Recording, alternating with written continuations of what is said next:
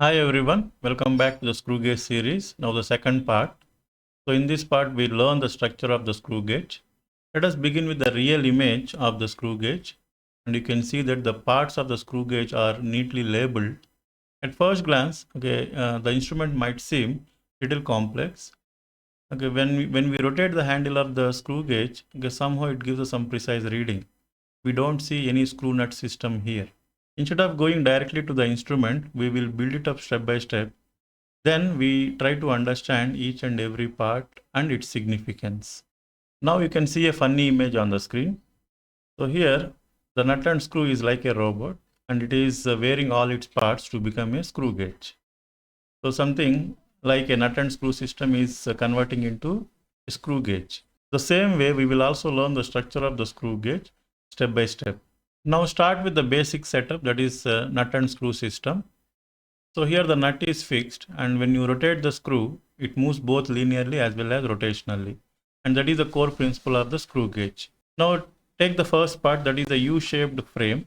To the one arm of the frame, the nut is fixed permanently by means of welding, and the nut does not move, but the screw can move inside the nut. Now the nut is covered with the same kind of a metal piece, so that you will not be able to see the nut here. To the other arm of the U-shaped frame, a cylindrical block is attached and which stays fixed, and this block is called anvil.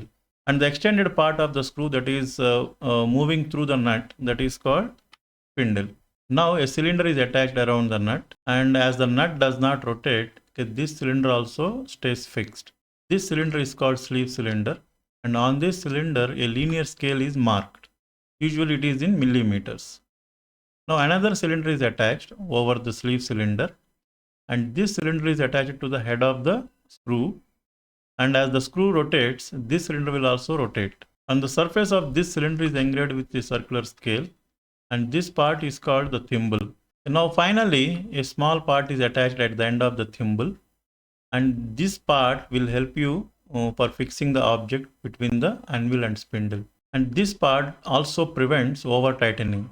Now if you look at the fully assembled figure with all parts added, you can clearly recognize the anvil, spindle, frame, sleeve, thimble and ratchet. Now if you go back to the image of the real screw gauge, it won't be confusing. Now you can understand how each and every part of the screw gauge, they are internally connected. Here in this image you can see that both the anvil and the spindle, they are in contact. Now if you rotate the ratchet, so which rotates the thimble, which in turn rotates the screw, so because of which the spindle moves back. A gap is created between the anvil and the spindle where we place the object to measure its dimensions, especially the wire, for which we measure the thickness, that is the diameter of the wire. So otherwise we can also measure the thickness of a thin sheet. Now let us understand the significance of each and every part one by one. We start with the U-shaped frame. So this is the body of the instrument, so it holds everything together. That means the anvil on the left side. On the right side, you can see the different parts like sleeve cylinder, thimble, ratchet, spindle. So all the parts are like they are held together by the U-shaped frame. And one side is fixed, that is this anvil is fixed, so it does not move. And the other side, we have a spindle, the part of the screw, which moves back and forth when we rotate the thimble.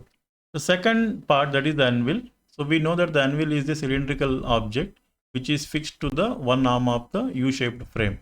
And the surface of the anvil can be taken as a reference surface, and from where the measurement starts. The third part is the spindle. So it is the extended part of the screw that is moving in a nut, so which moves both forward and backward when we rotate the thimble. And what it does, it presses the object against the surface of the anvil. The next part is the sleeve. It is also called a barrel. It is a stationary part as it is fixed to the nut of the screw gauge, and it is marked with a linear scale which is usually in millimeters, and we take the main scale reading from this scale. This is also called pitch scale. And the next part is the thimble. So thimble is attached to the head of the screw. So therefore, whenever the screw rotates, the thimble, that is the cylinder, which also rotates, and its surface is marked with circular scale. As you rotate the thimble, the spindle of the screw gauge, it moves back and forth. And the last part is the ratchet, a small knob that is attached at the end of the thimble. Because of the ratchet, the threads on the screw, they will not be damaged because it prevents applying extra pressure on the object. So now with this, learning each and every part step by step and understanding its significance, we get the clear idea about the screw gauge.